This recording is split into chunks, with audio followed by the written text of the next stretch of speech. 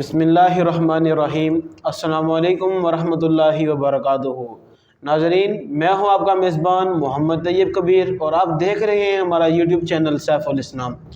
ناظرین کرام، 21 رمضان المبارک، یوم شہادت، شیر خدا مشکل کشا حضرت علی رضی اللہ عنہ، جن کے سیرت اور کردار، شان و عظمت بیان کرنے کے لیے ہمارے ساتھ موجود ہیں حضرت علامہ مولانا حافظ محمد علامہ نبیر صاحب، جو کہ آج حضرت علی کی شان و عظمت پر گفتگو کرنے کے لیے ہمارے ساتھ موجود ہیں۔ السلام علیکم ورحمۃ اللہ۔ وعلیکم السلام ورحمۃ اللہ وبرکاتہ۔ حضرت کیا حال ہے آپ کا؟ جی الحمدللہ ٹھیک آپ سے۔ حضرت علامہ صاحب یہ بتائیے گا کہ حضرت علی رضی اللہ عنہ کی ولادت کب اور کہاں ہوئی؟ الحمدللہ رب العالمین والعاقبۃ للمتقین والصلاة والسلام علی سید الانبیاء والمرسلین وعلی آلہ واصحابہ اجمعین۔ الصلاة والسلام علیک یا سیدی یا رسول اللہ وعلی آلک واصحابک یا حبیب اللہ۔ الصلاة والسلام علیک یا سیدی یا رسول اللہ وعلی آلک واصحابک یا رحمۃ للعالمین۔ جو آپ نے سوال کیا ہے نا، اس کے حوالے سے کتابوں کے اندر لکھا گیا ہے کہ حضرت علی المرتضیٰ وجہ الکریم کی جو ولادت ہے، بعض کتابوں میں 13 رجب کا بھی ذکر کیا گیا ہے اور بیت اللہ شریف کی ولادت کا ذکر کیا گیا، مولود کعبہ بھی آپ کو کہا جاتا ہے، اور بعض کتابوں کے اندر صرف اتنا لکھا گیا ہے کہ عام الفیل کے 30ویں سال آپ کی ولادت مکہ مکرمہ میں ہوئی ہے۔ حضرت علامہ صاحب یہ بتائیے گا کہ حضرت علی رضی اللہ عنہ کو مولا کیوں کہا جاتا ہے؟ حضرت زید بن ارقم رضی اللہ تعالیٰ عنہ سے روایت ہے کہ غدیر خم کے موقع پر نبی پاک صلی اللہ علیہ وسلم نے حضرت علی المرتضیٰ کا بازو پکڑ کر بلند کر کے، تمام صحابہ موجود تھے، ہزاروں کے حساب سے صحابہ موجود تھے، تو آپ کا بازو پکڑ کر، آپ کا ہاتھ پکڑ کر بلند کیا اور فرمایا من کنت مولاہ فعلی مولاہ، جس کا میں مولا ہوں اس کا علی بھی مولا ہے۔ سبحان اللہ۔ تو ہمارے ناظرین کو یہ بتائیے گا کہ تحفظ ناموس رسالت کے حوالے سے حضرت علی رضی اللہ عنہ کا کردار کیسا تھا؟ جی بسم اللہ، جس طرح آپ نے سوال کیا ہے تو آپ کی پوری زندگی ناموس رسالت کے لیے، تحفظ ناموس رسالت کے لیے آپ کا نمایاں کردار رہا۔ آپ کا ہر ایک پہلو آپ کا تحفظ ناموس رسالت کے لیے ہے۔ لیکن غزوہ بنی نذیر کے موقع پر ازبک نامی ایک یہودی تھا، بڑا ماہر تیر انداز تھا، تو نبی پاک صلی اللہ علیہ وسلم کا ایک جگہ خیمہ لگا ہوا تھا، تو وہ جو ازبک نامی یہودی تھا تو وہ تیر برسا رہا تھا، حالانکہ نبی پاک صلی اللہ علیہ وسلم کے خیمے کو لگ نہیں رہے تھے بلکہ وہاں تک پہنچ رہے تھے۔ تو حضور نبی پاک صلی اللہ علیہ وسلم نے ارشاد فرمایا کہ میرے اس خیمے کو تھوڑا دور کر دیں تاکہ اس کے تیر یہاں نہ پہنچیں۔ تو اسی دوران خیمہ آپ کا دور کر دیا گیا۔ جب رات عشاء کا وقت آیا تو حضرت علی المرتضیٰ کو وہاں پر نہیں پایا، تو صحابہ نے پوچھا یا رسول اللہ، یا حبیب اللہ، کہ حضرت علی المرتضیٰ نظر نہیں آ رہے، تو حضور نبی پاک صلی اللہ علیہ وسلم نے ارشاد فرمایا وہ آپ ہی کے کسی کام سے گئے ہیں، وہ آ جائیں گے۔ تھوڑی دیر کے بعد آپ نے دیکھا کہ حضرت علی المرتضیٰ رضی اللہ تعالیٰ عنہ ایک ہاتھ میں سر پکڑا ہوا ہے، دوسرے ہاتھ میں تلوار پکڑی ہوئی ہے، اور وہاں حاضر ہوئے۔ تو پوچھا گیا کہ اے علی آپ کہاں تھے؟ تو فرمایا جو بندہ ازبک نامی جو یہودی تھا، جو حضور نبی کریم صلی اللہ علیہ وسلم کے خیمے کی طرف تیر پھینک رہا تھا، وہ ان کو لگ نہیں رہے تھے، نشانہ نہیں لگ رہا تھا، صرف پھینک رہا تھا، تو میں اس کا سر قلم کرنے کے لیے وہاں پر گیا تھا، تو اس کا سر وہ لے کر حاضر ہوئے۔ یہ تحفظ ناموس رسالت پر آپ کا کردار ہے۔ ابھی تیر لگ نہیں رہے بلکہ یہ حضور صلی اللہ علیہ وسلم کی ذات پر بات نہیں ہو رہی ہے، تو آپ کا جو یہ دلرانہ قدم ہے اس پر آپ دیکھ سکتے ہیں، اسی وقت آپ نے اس کا سر قلم کر دیا۔ حضرت علامہ صاحب یہ بتائیے گا کہ دین کی تحفظ و بقا کے لیے حضرت علی رضی اللہ عنہ کا کردار کیا ہے؟ دین کے تحفظ و بقا کے لیے حضرت علی المرتضیٰ کی میں پہلے بھی عرض کر چکا ہوں کہ آپ کی پوری زندگی دین کے تحفظ کے لیے بقا ہے، تو اس کے حوالے سے جب صلح حدیبیہ کے بعد حضور نبی کریم صلی اللہ علیہ وسلم نے غزوہ خیبر کی طرف اپنا رخ کیا، یہ مدینہ منورہ سے 80 میل کے فاصلے پر واقع ہے۔ یہاں پر صرف ایک قلعہ غزوہ خیبر نہیں ہے، بلکہ یہاں پر 15 یا 16 قلعے یہاں موجود ہیں۔ کتابوں کے اندر آتا ہے قلعہ نعیم، قلعہ کموس، اور جو سب سے جو زیادہ طاقتور، جو سخت قلعہ تھا، جو مضبوط تھا، وہ قلعہ کموس تھا، جسے خیبر کے نام سے بھی جانا جاتا ہے۔ تو باقی جب تمام قلعوں کو فتح کر لیا گیا تو آخر میں قلعہ کموس کو جب فتح کرنے کی باری آئی تو سب سے پہلے حضرت ابوبکر صدیق رضی اللہ تعالیٰ عنہ نے پہلے دن گئے، وہاں پر انہوں نے حملے کیے، تابردور حملے کیے، تو وہ قلعہ فتح نہ ہوا۔ دوسرے دن یہ علم، یہ جھنڈا حضرت عمر فاروق رضی اللہ تعالیٰ عنہ کو دے دیا گیا، تو انہوں نے بھی بڑی سخت جنگ کی، وہ فتح نہ ہوا۔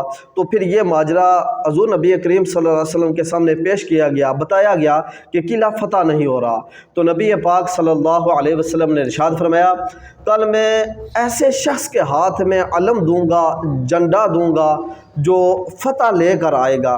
تو تمام صحابہ کرام موجود تھے، تو وہ بڑے حیران ہوئے اور اس بات پر تعجب بھی کرنے لگے کہ کل وہ کون سا شخص ہوگا جسے یہ علم دیا جائے گا اور جھنڈا دیا جائے گا۔ اور دوسری یہاں پر میں یہ بات ایڈ کرنا چاہتا ہوں کہ دیکھیں کہ ابھی کہ صحابہ نے عرض کیا کہ فتح نہیں ہو رہا، علم غیب کی طرف میں اشارہ کرنا چاہتا ہوں۔ دیکھیں کہ میرے اور آپ کے مصطفیٰ نے کتنا پیارا، کتنا خوبصورت بات کہی کہ کل میں ایسے شخص کے ہاتھ میں جھنڈا دوں گا کہ وہ کل فتح لے کر آئے گا۔ ابھی یہ فتح ہوئی نہیں ہے، یہ ہے علم غیب میرے مصطفیٰ کا۔ اب میں آپ کے سوال کی طرف جانا چاہتا ہوں۔ تو پھر جب دوسرے دن جب صبح ہوئی تو تمام صحابہ کرام، رات ان کی بڑی بے چینی میں گزری کہ صبح کس کے ہاتھ میں یہ جھنڈا ہوگا۔ جب صبح ہوئی تو جب اکٹھے ہوئے تو حضور صلی اللہ علیہ وسلم نے پوچھا، این علی ابن ابی طالب، کہ حضرت علی ابن ابی طالب رضی اللہ تعالیٰ عنہ کہاں ہیں؟ تو سب نے کہا، یا رسول اللہ، یا حبیب اللہ، ان کو عشوب چشم ہے، ان کی آنکھیں دکھ رہی ہیں، انہیں تکلیف ہے، وہ اس میں مبتلا ہیں۔ تو نبی پاک صلی اللہ علیہ وسلم نے ارشاد فرمایا، انہیں بلا کر لے آؤ۔ جب حضرت علی المرتضیٰ رضی اللہ تعالیٰ عنہ وہاں پر تشریف لے آئے تو فرمایا، اے علی، آپ کو کیا ہے؟ تو حضرت علی المرتضیٰ فرمانے لگے، یا رسول اللہ، یا حبیب اللہ، مجھے عشوب چشم ہے، یعنی کہ آنکھیں دکھ رہی ہیں۔ تو حضور نبی کریم صلی اللہ علیہ وسلم نے حضرت علی المرتضیٰ کی آنکھوں میں اپنا لعاب دہن مبارک ان کی آنکھوں پر لگایا۔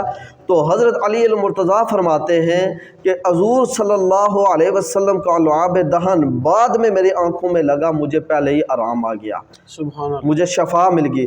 پھر فرماتے ہیں کہ نبی پاک صلی اللہ علیہ وسلم کے لعاب دہن لگانے کے بعد آج تک میری آنکھیں کبھی نہیں دکھی، اور میری جتنی بھی باقی زندگی ان کی گزری ہے، کتابوں کے اندر آتا ہے، انہیں کبھی بھی عشوب چشم نہیں ہوا۔ تو پھر یہ جھنڈا حضرت علی المرتضیٰ رضی اللہ تعالیٰ عنہ کو دے دیا گیا۔ پھر جب انہوں نے جھنڈا لیا اور نعرہ تکبیر بلند کرتے ہوئے میدان میں گئے، اس قلعہ کموس میں جب گئے تو اپنا انہوں نے جھنڈا گاڑا، تو ایک یہودی دیکھ رہا تھا، اس نے کہا کہ آپ کا نام کیا ہے؟ انہوں نے جب اپنا نام بتایا نا حضرت علی المرتضیٰ، تو اس نے تورات میں کہیں پڑھا تھا، اس قلعے کو وہی فتح کرے گا جس کا نام علی ہوگا۔ تو اس نے کہا کہ آپ ضرور اس قلعے کو فتح کر لیں گے۔ پھر جب آپ قلعے پر تشریف لے گئے تو سب سے پہلے ایک شخص آیا جس کا نام حارث تھا، آپ نے اس کا بھی سر قلم کر دیا۔ پھر ایک مرحب کا بھائی تھا جس کا نام غالباً یاسر تھا، تو وہ آیا، اس کا بھی آپ نے سر قلم کر دیا۔ پھر مرحب آپ کے جب اس کو پتہ چلا نا میرا بھائی قتل ہو گیا، تو پھر وہ بڑا غصے میں باہر آیا۔ وہ غصے میں باہر آ کر اس نے طرح طرح کے اشعار کہے، اور وہ یہ کہنے لگا کہ میں مرحب ہوں، مجھے دنیا جانتی ہے، یہ قلعے جانتے ہیں، میں 1000 لشکر کے آگے میں اکیلا لڑتا ہوں، دنیا مجھے جانتی ہے، میں نے کبھی شکست نہیں کھائی۔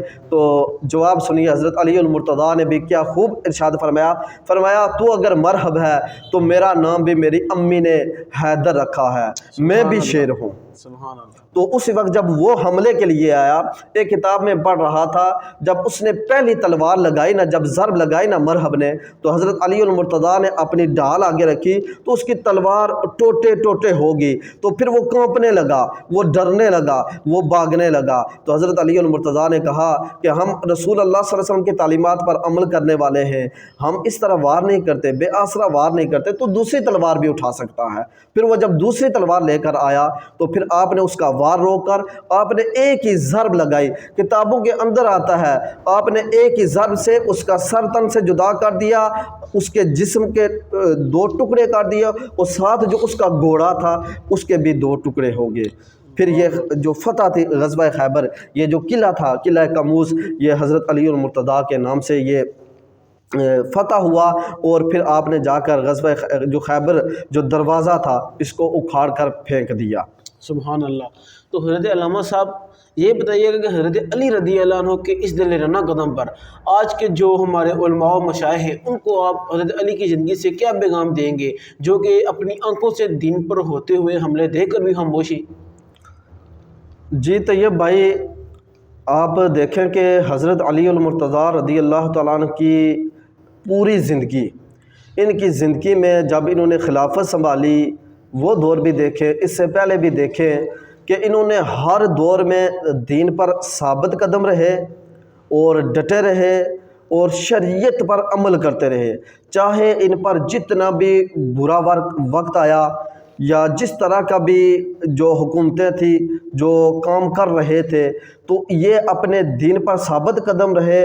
اور المرتضیٰ رضی اللہ تعالیٰ عنہ کا جو قدم تھا، جو ثابت قدمی تھی، تو وہ دین کے بقا کے لیے، دین کے تحفظ کے لیے وہ قائم و دائم رہے ہیں۔ تو آپ نے پوچھا جو علماء و مشائخ جو اس پر خاموش ہیں، تو میں ایک چھوٹا سا دین کا طالب علم ہوں، میں ان علماء اور مشائخ پر زبان درازی تو نہیں کر سکتا، لیکن ان کو یہی پیغام دینا چاہتا ہوں، عرض گزاری ہے کہ حضرت علی المرتضیٰ رضی اللہ تعالیٰ عنہ سے بڑا کوئی پیر نہیں ہے۔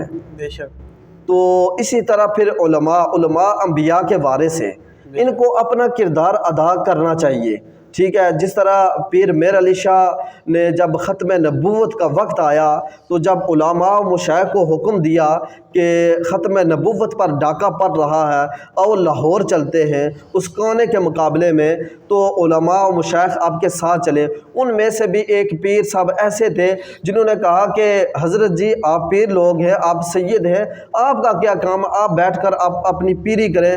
تو اس پر پیر میر علی شاہ کا ایک خوبصورت جواب تھا، وہ آپ سماعت کریں کہ آپ نے فرمایا کہ ہم سے یہاں حضور نبی کریم صلی اللہ علیہ وسلم کی ختم نبوت پر ڈاکہ پڑ رہا ہو اور ہم یہاں خاموش بیٹھے رہیں اور ہم بغیرتی کی بکل مار کر یہاں پیری نہیں کر سکتے، تو پھر آپ کے ساتھ جتنے بھی علماء تھے، مشائخ تھے، آپ وہاں گئے اور یہ مقابلے میں آپ کی جیت ہوئی ہے۔ تو اس حوالے سے یہ پیروں کا کردار یہ ہے۔ پھر علماء میں سے آپ حضرت علامہ خادم حسین رضوی رحمۃ اللہ علیہ کی زندگی کو دیکھیں کہ آپ معذور ہیں، تو آپ نے ہر دور میں جس طرح بھی ان کی بھی آپ پوری زندگی دیکھیں، انہوں نے اپنی زندگی دین کے تحفظ و بقا کے لیے قائم کر دی ہے۔ یہ بتانے کی ضرورت نہیں ہے ناظرین کو، ناظرین جانتے ہیں کہ حضرت علامہ خادم حسین رضوی رحمۃ اللہ علیہ کا کردار کیا ہے، وہ لوگوں کے سامنے ہے، کتنی ان پر مشکلاتیں آئی ہیں، کتنی مصیبتیں آئی ہیں، انہوں نے کس طرح جیلوں میں اپنا ٹائم گزارا ہے اور سڑکوں پر گزارا ہے، 104 کا بخار ہے، آپ سڑک پر ہیں۔ یہ میرے اور آپ کے لیے نہیں بلکہ حضور صلی اللہ علیہ وسلم کی ناموس رسالت ہی کے لیے آپ کا کردار ہے۔ تو علماء اور مشائخ میں سے میری نظر میں یہ علماء میں سے حضرت علامہ خادم حسین رضوی رحمۃ اللہ علیہ نظر آئے، اور باقی بھی کچھ ہیں جو کام کر رہے ہیں، اور باقی بھی میری یہی باقی علماء مشائخ سے یہی گزارش ہے کہ وہ بھی اپنے دین اپنے حصے کا چراغ جلائیں اور دین پر کام کریں۔ حضرت علامہ صاحب یہ بتائیے گا کہ حضرت علی رضی اللہ عنہ کی زندگی سے ہمارے حکمرانوں کو کیا سبق ملتا ہے؟ جی طیب بھائی، حضرت علی رضی اللہ تعالیٰ عنہ کی زندگی سے ہمارے حکمرانوں کو سبق کیا ملتا ہے؟ جب حضرت علی رضی اللہ تعالیٰ عنہ نے خلافت سنبھالی تو انہوں نے سب سے پہلے خطبہ دیا تو فرمایا، اے لوگو، میں تم پر جو خلیفہ بنا ہوں اس پر جو حق ہے، سب سے پہلا حق یہ ہے کہ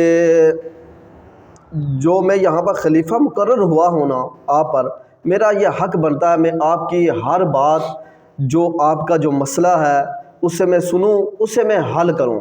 پھر آپ نے فرمایا کہ کتاب اللہ اور سنت رسول اللہ صلی اللہ علیہ وسلم کو مضبوطی سے پکڑے رکھو۔ پھر دوسری چیز فرمائی کہ صراط مستقیم پر ثابت قدم رہو۔ اور پھر آپ نے فرمایا کہ انسان تین قسم کے ہیں، ایک وہ جو کوشش کرتے ہیں، کوشش کر کے دین اسلام پر قائم رہتے ہیں، دوسرے وہ جو دین اسلام کے لیے اللہ کی رحمت سے امید لگائے ہوئے ہیں، امید لگا کر بیٹھے ہوئے، تیسرا فرمایا وہ جو شخص جو نیک اعمال کرنا ہی نہیں چاہتا، وہ گمراہی کی طرف جا رہا ہے، وہ دوزخ کی طرف جا رہا ہے۔ پھر حضرت علی المرتضیٰ نے یہ خطبہ ارشاد فرمایا کہ اللہ عز و جل نے کہ اس دین کی تہذیب کے لیے، سکھانے کے لیے دو چیزیں عطا کی ہیں، ایک تلوار، دوسرا کوڑا۔ جب لوگ یہ دین پر عمل نہیں کرتے تو ہمیں جو خلیفہ وقت ہوتا ہے، جو حکمران ہوتا ہے، اس کا کام یہ بنتا ہے، یہ دو چیزیں تہذیب سکھانے کے لیے بنائی گئی ہیں، ان کا وہ استعمال کرے، ان کا وہ یوز کرے، ان لوگوں پر دین کے معاملے میں وہ استعمال کر سکتا ہے۔ تو آج آپ ہمارے حکمران دیکھ سکتے ہیں کہ ان کے پاس اتھارٹی ہے، قوت ہے، طاقت ہے، اب وہ بھی حکمران ہیں، خلیفے ہیں، بنے ہوئے ہیں، تو انہیں اپنے دین کی اشاعت کے لیے اپنا زور آزمانا چاہیے، اور اگر عمل نہیں ہو سکتا، ان کے پاس اتھارٹی ہے، قوت ہے، یہ استعمال کر سکتے ہیں، شریعت پر عمل پیرا کروا سکتے ہیں۔ پھر اس کے حوالے سے آپ ایک اور پہلو دیکھیں، جب حضرت علی رضی اللہ تعالیٰ عنہ جنگ صفین کی طرف روانہ ہوتے ہیں، کتابوں کے اندر آتا ہے آپ کی زرہ یا تلوار کہیں گم ہو جاتی ہے، جب آپ واپسی پر آتے ہیں تو دیکھتے ہیں کہ آپ کی جو زرہ ہے وہ ایک یہودی کے پاس ہے، تو آپ یہودی سے کہتے ہیں کہ یہ زرہ میری ہے، میرے حوالے کر دو، تو وہ یہودی کہتا ہے آپ کے پاس کیا ثبوت ہے، کیا ایویڈنس ہے کہ یہ آپ کی زرہ ہے، آپ کے پاس کوئی گواہ ہے وہ لاؤ۔ تو حضرت علی المرتضیٰ نے کہا کہ چلو قاضی کے پاس چلتے ہیں، عدالت کے پاس چلتے ہیں، ان سے عدالت سے رجوع کرتے ہیں۔ جب آپ عدالت کے پاس چلے گئے تو